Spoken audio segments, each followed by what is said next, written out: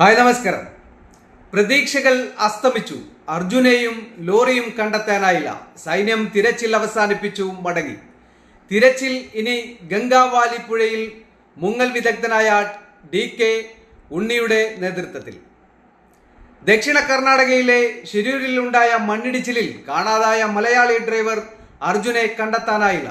കഴിഞ്ഞ 7 ദിവസത്തെ പ്രാർത്ഥനകൾക്കും ശ്രമങ്ങൾക്കും ഇനിയും ഫലം കണ്ടെത്താനായിട്ടില്ല. അർജുന്റെ ലോറി കരയിലില്ലെന്നാണ് തിരച്ചിലിന് നേതൃത്വം നൽകിയ സൈന്യത്തിന്റെ റിപ്പോർട്ട്.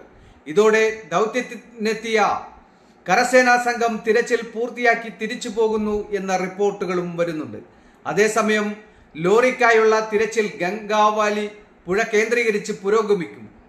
നദീതീരത്തു നിന്ന് ലഭിച്ച GPS സിഗ്നലിന്റെ അടിസ്ഥാനത്തിലാണ് നടപടി. തിരച്ചിലിന് സഹായകരമായ ഉപഗ്രഹ ദൃശ്യങ്ങൾ